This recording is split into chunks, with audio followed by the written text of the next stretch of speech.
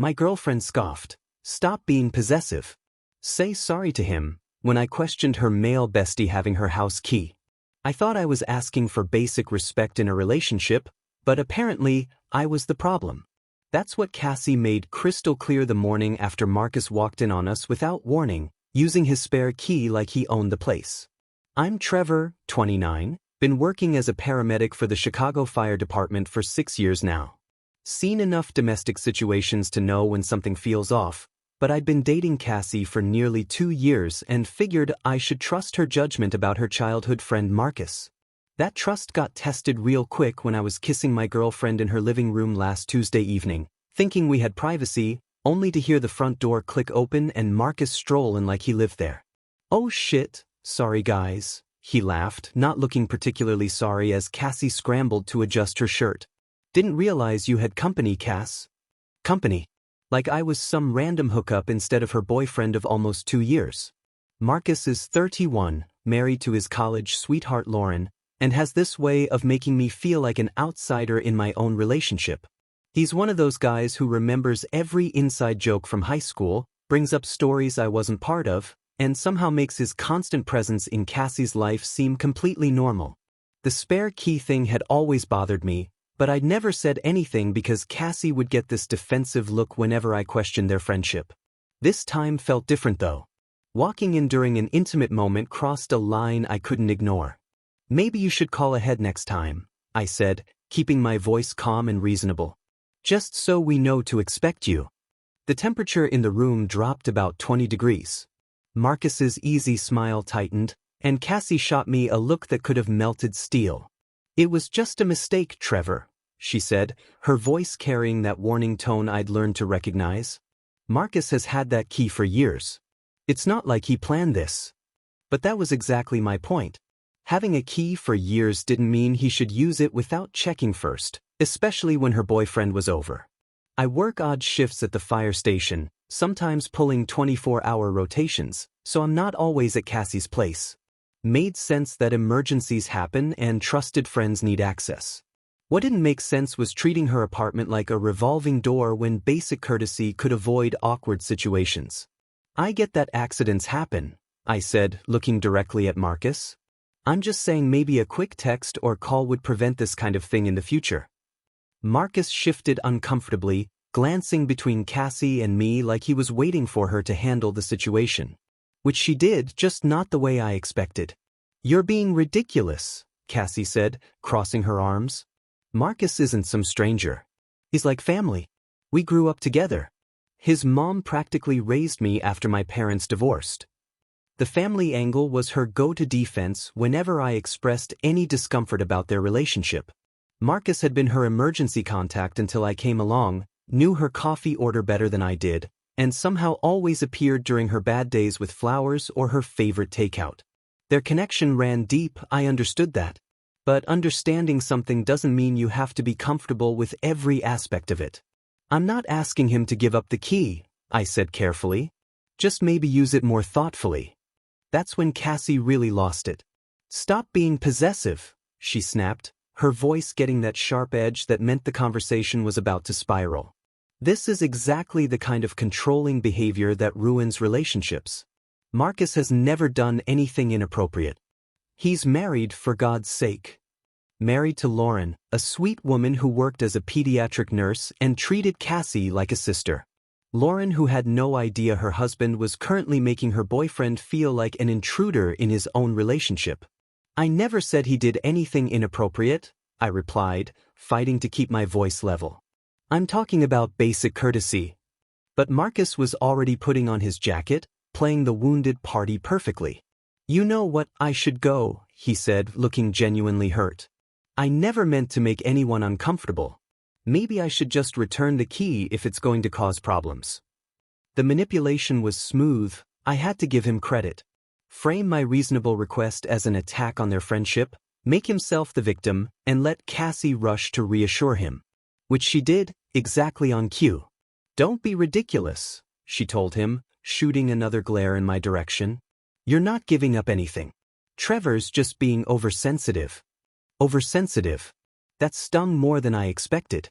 In my line of work, reading situations quickly and trusting your instincts keeps people alive. When something feels wrong, you pay attention. Right now, everything about this situation felt wrong, but apparently, my professional instincts didn't count for much in my personal life. After Marcus left, Cassie and I had what she called a discussion, and I would describe as her explaining why I was wrong about everything. She agreed to mention my concerns to Marcus, but made it clear she thought I was overreacting to what she called a simple mistake between old friends. I went home that night wondering if I was actually being possessive, or if I just learned something important about where I ranked in my girlfriend's priorities. Turned out, I was about to discover exactly how little I knew about Marcus and his definition of appropriate behavior. The guilt trip started 3 days later when Cassie called me at the station, her voice tight with frustration. "Marcus feels completely disrespected," she announced, like I'd committed some unforgivable sin. "He says he feels unwelcome in my apartment now, like he can't even check on me without worrying about offending your delicate sensibilities." I was restocking our ambulance after a rough call, a domestic violence situation where the woman kept making excuses for her partner's behavior, and the irony wasn't lost on me. "Did you explain that I just asked him to call first?" I asked, pulling off my latex gloves. "That's not the point, Trevor. The point is that you made him feel like he was doing something wrong when he's been nothing but a good friend to me for 15 years. 15 years. She always brought up the timeline like it automatically trumped any concerns I might have. What she didn't know was that for the past 8 months, I'd been sitting on information that completely changed how I viewed Marcus's definition of being a good friend. It started at Jamie and Sarah's backyard barbecue last summer. Marcus had been drinking, laughing loud, telling stories about his college days with Lauren. When he went to the bathroom, his phone buzzed on the picnic table where he'd left it face up. The notification preview showed a message from someone named Amber_Chicago23, with a thumbnail photo that definitely wasn't Lauren. The message preview read, "Can't wait for tomorrow night. Same hotel." I shouldn't have looked, but once I saw that, I couldn't unsee it. When Marcus came back, I watched him quickly swipe the notification away, checking to see if anyone had noticed. Our eyes met for a split second, and I saw something flicker across his face before he grabbed his phone and shoved it in his pocket. That might have been the end of it, just a moment of uncomfortable knowledge I could pretend I never had, but then I started noticing things. Marcus at Luigi's downtown with a brunette who wasn't Lauren, his hand on her lower back as they waited for a table. A few weeks later, same thing at the new sushi place on Michigan Avenue, different woman entirely, blonde this time, clearly more than friends based on how she was laughing and touching his arm. Both times I was with my partner Rodriguez, grabbing quick meals between calls, too far away to confront him even if I'd wanted to. Which I didn't. Because what was I supposed to do? Walk up to a married man I barely tolerated and accuse him of cheating based on restaurant sightings? Tell his wife, who seemed genuinely happy, that her husband was meeting women for what sure looked like dates? It wasn't my marriage, wasn't my business, and I figured Lauren was smart enough to figure things out if she needed to. But now, listening to Cassie demand I apologize to the same man I'd watched betray his wife multiple times, the hypocrisy was suffocating. "You know what?" Cassie continued, her voice getting that determined tone that meant she'd already decided how this was going to go. "You're going to apologize to him. Tonight. I'm not letting this ridiculous jealousy ruin my oldest friendship." Apologize for what exactly? Asking for basic courtesy? But I could already hear the defeat in my own voice. This was going to happen whether I wanted it or not, because Cassie had decided Marcus's hurt feelings mattered more than my reasonable boundaries. For making him feel unwelcome. For questioning his intentions. For treating him like some kind of threat when he's married and has never been anything but respectful. Respectful. The word almost made me laugh, thinking about those hotel reservations and restaurant dates. But what was I going to say? Actually, Cassie, your precious childhood friend is cheating on his wife, so maybe his moral authority isn't what you think it is? She'd never believe me. Would probably accuse me of making things up because I was jealous. Which, according to her, I clearly was. Fine, I said, because sometimes keeping peace in your relationship means swallowing things that taste like poison. I'll apologize. The relief in her voice was immediate and complete. Thank you. I knew you'd do the right thing once you thought about it. Marcus really is one of the good ones, Trevor. Once you get to know him better, you'll see what I mean. One of the good ones. I ended the call and stared at the Chicago skyline through the station windows, thinking about Lauren planning what she'd mentioned was going to be their 10-year anniversary cruise next month. Thinking about how excited she'd been talking about it at Sarah's birthday party, how Marcus had smiled and nodded along while checking his phone every few minutes. Thinking about how I was about to apologize to a man who was systematically destroying his marriage while positioning himself as the victim in my relationship. The irony was going to eat me alive, but I'd made my decision. If Cassie wanted me to apologize to Marcus, I'd give him an apology he'd never forget. And maybe, just maybe, I'd finally stop being the only person in this situation who seemed to give a damn about the truth. Cassie was practically glowing when she called me the next evening. Perfect news. Lauren's hosting one of her dinner parties this Saturday, and she specifically asked me to make sure you and Marcus work things out. The enthusiasm in her voice made my stomach turn.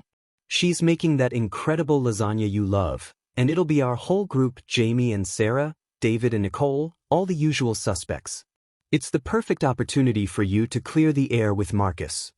I was sitting in my apartment, still in my CFD t-shirt after a 12-hour shift, staring at a beer I hadn't opened yet.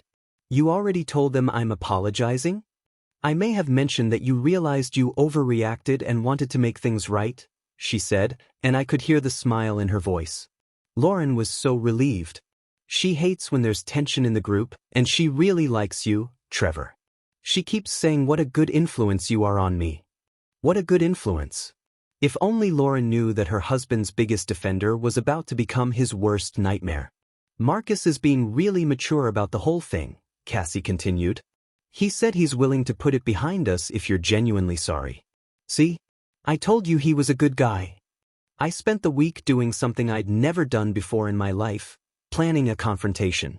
Tuesday after my shift, I drove past Luigi's and confirmed what I remembered about the layout, the lighting, how clearly you could see the tables from the street.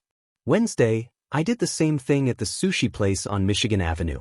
Thursday, I sat in my truck outside the Hampton Inn downtown where I'd seen Marcus's BMW parked twice in the past month, timing how long it took to walk from the parking garage to the lobby. I felt like I was planning a tactical operation, which in a way, I was. The weight of keeping Lauren in the dark while watching her excitedly plan their anniversary cruise was crushing me. She'd cornered me at Sarah's birthday party 2 weeks ago, bubbling over with details about the itinerary she'd booked. 10 years married, can you believe it? She'd said, her face lighting up in that way that made everyone around her smile. Marcus keeps joking that he's stuck with me now, but honestly, I fall in love with him more every year. He's been working so hard lately, putting in all these extra hours to make sure we can afford the cruise without touching our savings. Extra hours. I'd nodded and smiled and hated myself for it, watching Marcus across the room charming Jamie's sister while his wife talked about falling in love with him more every year. The man was a sociopath, and somehow I was the bad guy for asking him to knock before entering my girlfriend's apartment. Friday night, Cassie came over to my place with takeout and that satisfied expression she got when she thought she'd successfully managed a situation. "I'm so proud of you for doing this," she said, unpacking Thai food on my coffee table.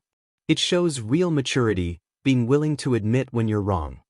I wasn't wrong, but I was about to prove exactly how right I'd been in the most spectacular way possible. "Lauren's been cooking all day," Cassie continued. "She's so excited to have everyone together. She keeps texting me about how this dinner is going to be perfect, how happy she is that you and Marcus are working things out like adults." Perfect. The word tasted bitter in my mouth. Saturday afternoon, I stood in front of my bathroom mirror, adjusting my collar and trying to convince myself I was doing the right thing. In my line of work, we have a saying: sometimes you have to break bones to save lives. What I was about to do would break more than bones, but maybe it would save Lauren from wasting any more years on a marriage that was already dead. She deserved to know the truth before she spent her life savings on an anniversary cruise with a man who was celebrating their decade together by sleeping with random women from dating apps. I drove to Marcus and Lauren's suburban house with my hands steady on the wheel, my mind clear about what needed to happen. Cassie met me at the door, beaming like she'd orchestrated world peace. "Everyone's here already," she said, linking her arm through mine. "Marcus is in the kitchen helping Lauren with the wine. This is going to be such a great evening." Through the kitchen doorway, I could see Lauren laughing at something Marcus was saying, her hand resting affectionately on his shoulder while he opened a bottle of wine. She looked genuinely happy, completely unaware that her husband had been systematically betraying her trust for years while her best friend orchestrated apologies on his behalf. "Ready to make things right?" Cassie whispered, squeezing my arm encouragingly. I looked around the room at our friends, all of them expecting a simple apology and a return to normal. Jamie and Sarah were setting up a board game on the side table. David and Nicole were looking through Lauren's photo albums from their recent trip to Napa. Everyone relaxed and comfortable, preparing for what they thought would be just another pleasant evening with friends. "Yeah," I said, my voice steady and calm. "I'm ready to make things right." Dinner started exactly like every other gathering at Marcus and Lauren's house. Lauren had outdone herself with the lasagna, the dining room table was set with her grandmother's china, and everyone was laughing about David's latest disaster at his accounting firm.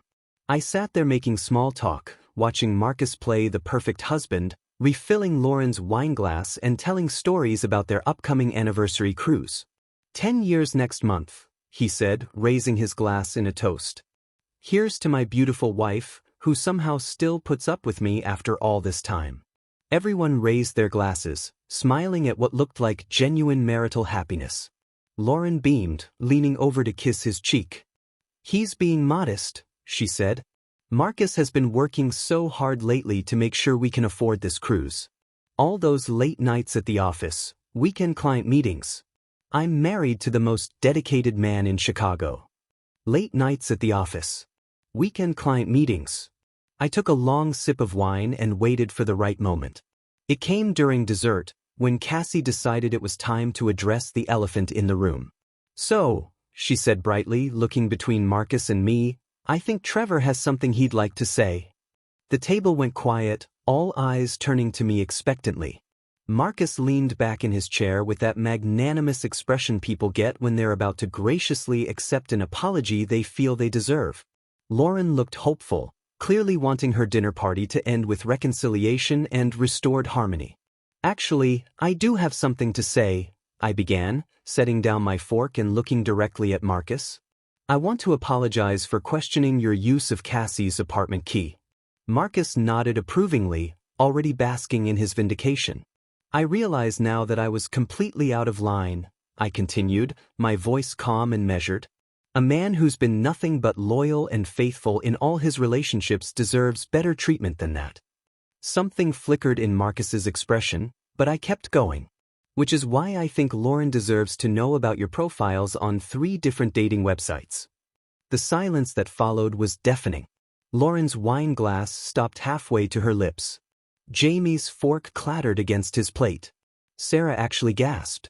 Marcus went white, his mouth opening and closing like a fish out of water. "Trevor, what are you talking about?" Cassie demanded, but I wasn't looking at her anymore.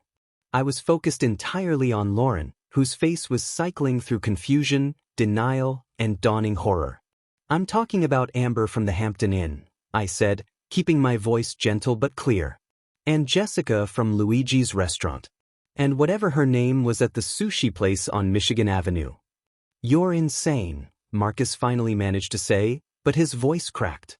"I don't know what kind of sick game you're playing, but the Hampton Inn charges $89 a night for their standard rooms," I continued, still speaking directly to Lauren. "I know because I looked it up after I saw Marcus's BMW in their parking garage. Twice. On nights when he told you he was working late." Lauren set down her wine glass with mechanical precision. "Marcus?" she said quietly. "What is he talking about?" "He's lying," Marcus said, but sweat was beading on his forehead. "He's making this up because he's jealous of our friendship, because he can't handle that Cassie has other important people in her life." "The second phone," Lauren said suddenly, her voice barely above a whisper. "I found it in your car last week. You said it was for work." The The room erupted. David stood up so fast his chair tipped over. Nicole grabbed Sarah's hand like she needed an anchor. Cassie was staring at me with absolute fury and disbelief. But Marcus was completely focused on his wife, watching 10 years of careful deception crumble in real time. "Lauren, baby, let me explain," he started, reaching for her hand. She yanked it back like he'd burned her. "Explain what? Explain the credit card statements I've been finding? The receipts you thought you hid? The way you've been treating me like I'm paranoid for asking questions? You knew." Marcus's voice was barely audible. "I've suspected for months," Lauren said, standing up from the table with eerie calm. "But every time I tried to talk to you about it or asked Cassie for advice, I was told I was being insecure. That I should trust you more. That good husbands like you don't just throw away 10-year marriages for random hookups." She turned to look at Cassie, who had gone pale. "You knew, didn't you? That's why you were always so quick to reassure me. Why you always had explanations for his behavior." "I was protecting you," Cassie whispered. "I knew he'd stop eventually. I thought You thought what? That I was too weak to handle the truth? That I deserved to live in a fantasy while my husband made a fool of me?" Lauren's voice was rising now, years of suppressed suspicion and gaslighting finally breaking free. Marcus tried one last desperate play. "This is ridiculous. You're going to believe some paranoid accusations over your own husband? Over 10 years of marriage. 10 years of marriage?" Lauren laughed, but there was no humor in it. "You mean 10 years of me working extra shifts to pay for your business trips? 10 years of me making excuses to our friends when you disappeared for hours? 10 years of me questioning my own sanity because you made me feel crazy for noticing what was right in front of me?" She walked to the hall closet and pulled out a suitcase that had clearly been packed and waiting. "I want you out of my house. Tonight." The room was dead silent except for the sound of Marcus's world imploding. "Lauren, please," he said, his voice breaking. "We can work through this. It didn't mean anything. It was just Just what? Just sex? Just lies? Just you destroying our marriage while I planned our anniversary cruise?" She threw the suitcase at his feet. "Get out. Before I call my lawyer." Marcus looked around the room desperately, searching for an ally, someone who might take his side. But David was shaking his head in disgust. Jamie had his arm around Sarah, who was crying. Nicole was staring at him like he was something she'd found on the bottom of her shoe. And Cassie was backing toward the door, finally understanding that her careful management of the situation had just exploded in the most spectacular way possible. "This isn't over," Marcus said, grabbing his suitcase and heading for the door. "You'll regret this, Lauren. All of you will regret this." But Lauren wasn't listening anymore. She was looking at me with an expression I couldn't quite read. "Thank you," she said simply. "I know this wasn't easy for you to do, but thank you for finally telling me the truth." The next morning, Cassie stormed into my apartment like a hurricane, her key turning in the lock before I was fully awake. "What the hell did you do?" she screamed, standing in my bedroom doorway with mascara streaked down her cheeks. "Do you have any idea what you've destroyed?" I sat up in bed, checking the clock. 7:30 a.m. She'd probably been up all night, either crying or plotting my destruction, maybe both. "I told the truth," I said simply. "Something you apparently forgot how to do." "The truth?" She laughed, but it sounded more like a sob. "You humiliated my best friend. You destroyed a marriage. You made me look like an idiot in front of all our friends." "How long, Cassie?" I asked, getting out of bed and pulling on a t-shirt. "How long have you known about Marcus?" The question stopped her mid-rant. Her face went through several expressions before settling on defiant guilt. "I don't know what you're talking about." "Try again. Because Lauren asked you for advice about his behavior for months, and you kept telling her she was being paranoid. That doesn't happen by accident." Cassie's shoulders sagged, the fight going out of her all at once. She walked to my kitchen and slumped against the counter. 18 months, she whispered. "Maybe longer." 18 months. I stared at her, trying to process what I was hearing.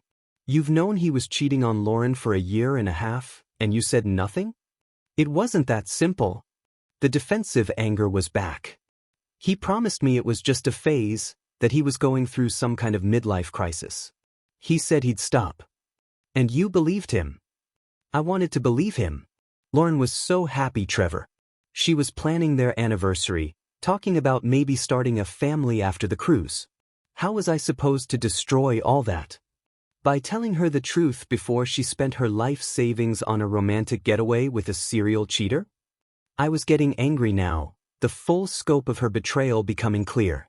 How were you helping her by letting her live in a fantasy? I was protecting her. Cassie shouted. From unnecessary pain.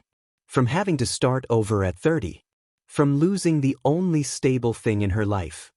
What about the women he was sleeping with? Were you protecting them too? That's different. How is that different? But even as I asked, pieces were falling into place. Jesus, Cassie. You helped him, didn't you? That's why he needed your key. She turned away, staring out my kitchen window like the Chicago skyline might save her from this conversation. It wasn't like that. What was it like? Because from where I'm standing, it looks like you turned your apartment into a cheating hub while lecturing me about trust and friendship. He needed somewhere safe, she said quietly. Somewhere Lauren would never think to look. And it wasn't all the time, just occasionally when a hotel felt too risky. I felt sick. Actually physically nauseated. You let him bring other women to your apartment. The apartment where I sleep. Where I keep my things. You're never there during the day anyway. The casualness of it, like she was talking about borrowing a cup of sugar, made me want to throw something. That's not the point, Cassie. The point is that you made me an unwitting accomplice to destroying your best friend's marriage. I was trying to minimize the damage. If Marcus was going to cheat anyway, at least this way I could keep track of it. Make sure he was being safe. Try to talk sense into him. For 18 months. I kept hoping he'd come to his senses. That he'd realize what he was risking and stop on his own. She finally turned to look at me, and I saw something in her eyes I'd never seen before. Not just guilt, but genuine fear. You have no idea what you've done, Trevor. Lauren's going to lose everything. The house, half their savings, her entire life as she knows it. She was going to lose it anyway, I said. The only difference is now she gets to make her own choices about her future instead of living in a lie you helped maintain. I was protecting her, she said again, but weaker this time. You were protecting Marcus. There's a difference. The truth of it hung in the air between us. Cassie had spent 18 months enabling Marcus's affairs while gaslighting his wife, and somehow she'd convinced herself she was the hero of this story. Did you ever think about what would happen when she found out? Because she was going to find out eventually, Cassie. They always do. I thought he'd stop. I thought once he got it out of his system, this wasn't him getting something out of his system. This was a pattern. A lifestyle. And you were part of it. She started crying then, real tears this time instead of the angry, frustrated ones from earlier. I never meant for it to go this far. It started with just one woman, just one mistake, and Marcus begged me not to tell Lauren. Said it would destroy her for no reason since it was never going to happen again. But it did happen again. Again and again and again, she sobbed. And every time he promised it was the last time. Every time, I believed him because the alternative was watching my best friend's world fall apart. So instead, you helped tear it down piece by piece while she paid for the privilege. Cassie looked at me with something that might have been hatred. You're so righteous, aren't you? So sure you did the right thing. Well, congratulations, Trevor. You got your revenge on Marcus, and all it cost was Lauren's happiness and our relationship. Our relationship ended the moment you decided Marcus's secrets were more important than basic honesty. I just didn't know it yet. I walked to my front door and opened it. I think you should leave. She gathered her purse and jacket, moving like someone in a daze. At the door, she stopped and looked back at me. For what it's worth, she said quietly, I really thought I was doing the right thing. I know you did, I replied. That's what makes this so much worse. 3 days later, Lauren called me. Could we meet for coffee? She asked, her voice steady but tired. There are some things I'd like to discuss, if you're willing. We met at a quiet cafe downtown, one of those places with mismatched furniture and local art on the walls. Lauren looked different, older somehow, but also more solid, like she'd stopped floating and finally planted her feet on the ground. "I wanted to thank you again," she said once we'd ordered. "I know what you did wasn't easy, and I know it probably cost you your relationship with Cassie." "That relationship was built on a lie anyway," I said. "I just didn't realize it at the time." Lauren nodded, stirring sugar into her coffee with mechanical precision. "I need to tell you something. About how long I've known, about what I've been doing behind the scenes." She pulled out a manila folder from her bag and set it on the table between us. "I've been documenting Marcus's affairs for 8 months. Credit card statements, phone records, photographs, hotel receipts. I hired a private investigator 6 weeks ago." I stared at her. "You knew everything?" "Not everything, but enough. Enough to know my marriage was over, enough to protect myself legally, enough to make sure I wouldn't be left with nothing when this all came to light." She opened the folder and showed me a stack of papers that would have made any divorce attorney smile.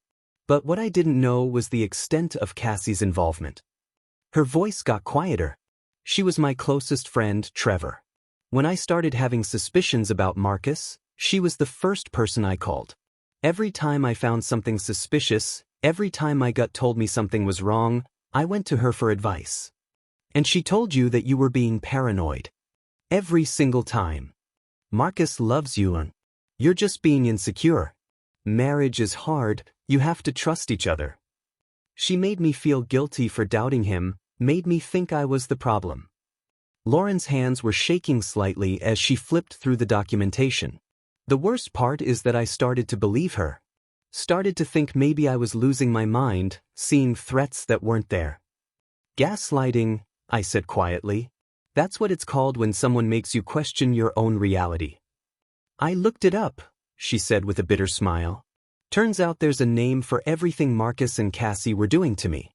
But here's what really gets me. Last month, when I found that second phone in Marcus's car, you know what Cassie said?" "I waited." She said maybe it was a surprise for our anniversary. Maybe he was planning something special and didn't want me to find out. She actually convinced me to put it back and pretend I hadn't seen it. The cruelty of it was breathtaking. She was actively working against you. For 18 months, Lauren confirmed. 18 months of her reassuring me that I was wrong, that I should trust my husband more, that good marriages require faith. All while she was providing him with a safe place to betray me. She pulled out another set of documents. My private investigator confirmed it. Marcus used Cassie's apartment at least 12 times in the past 6 months alone. Different women, always during the day when you were at work. "I'm so sorry, Lauren. I had no idea how deep this went." "How could you? You were being manipulated too, just differently. Cassie was managing all of us, keeping us all in our assigned roles while Marcus destroyed our marriage with her full support." Lauren closed the folder and looked at me directly. "But here's what I want you to understand. What you did at that dinner party wasn't cruel or vindictive.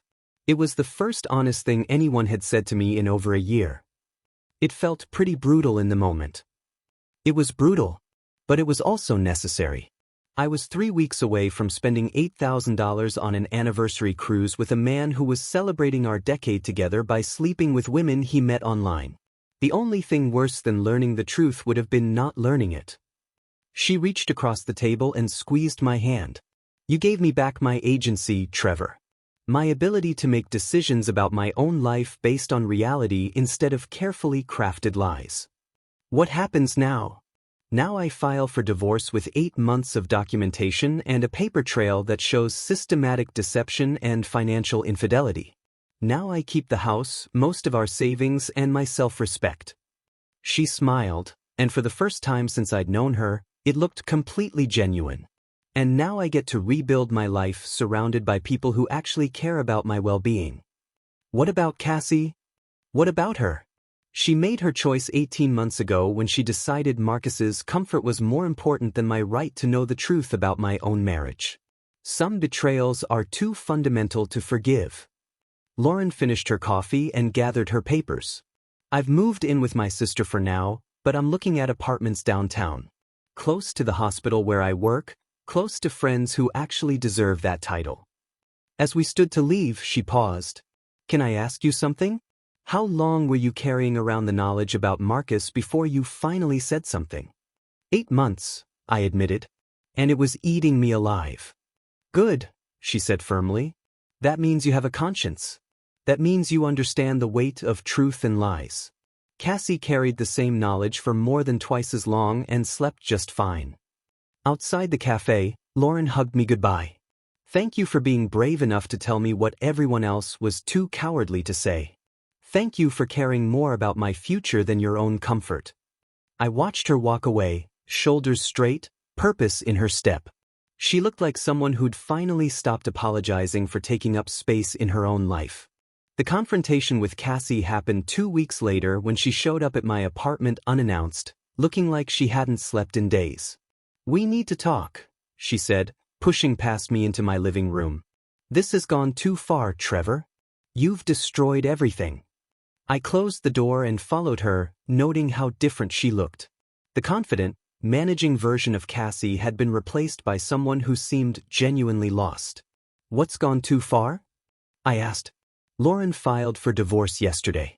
She's taking Marcus for everything he's worth, and now everyone in our friend group thinks I'm some kind of monster.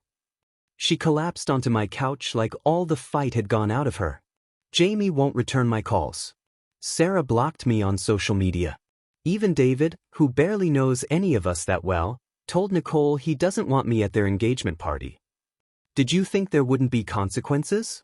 I thought people would understand that I was trying to protect everyone, that I was caught in an impossible situation.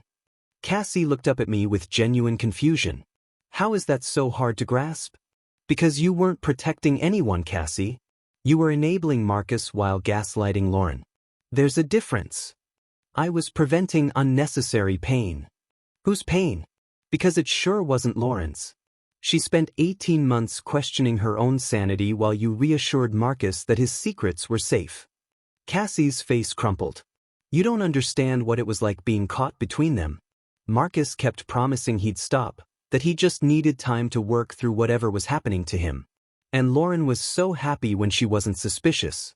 I thought if I could just manage the situation until Marcus came to his senses. Manage the situation, I repeated. That's what this was to you? A situation to be managed instead of a marriage being destroyed. I never wanted it to go this far, she whispered. It started with just one woman, just one mistake. Marcus was devastated, said it was the biggest regret of his life. He begged me not to tell Lauren because it would destroy her for no reason since it was never going to happen again. But you knew it would happen again. I hoped it wouldn't. And when it did, I thought maybe it was just a phase, something he needed to get out of his system. By the time I realized it was a pattern, I was in too deep. How was I supposed to tell Lauren I'd been lying to her for months? The same way you should have told her from the beginning. With honesty. Cassie started crying, the kind of exhausted tears that come from fighting a battle you know you've already lost. Marcus threw me under the bus, she said bitterly. When Lauren's lawyer contacted him for the divorce proceedings, he told them I was obsessed with him, that I helped him cheat because I was jealous of their marriage and wanted to break them up. I stared at her. You're surprised by that? I protected him for 18 months. I lied to my best friend, I let him use my apartment, I covered for him with elaborate alibis. And the minute things got difficult, he made me the villain to save himself. What did you expect? Loyalty? From a man who spent years betraying his wife. The irony seemed lost on her, but I pressed on. You enabled a sociopath, Cassie. Did you really think he'd protect you when his own interests were at stake? I thought we were friends, she said quietly. I thought he cared about me, at least enough not to destroy my reputation to save his own skin. Marcus never cared about anyone but Marcus. That's why he was cheating in the first place. I sat down across from her, feeling something like pity mixed with disgust.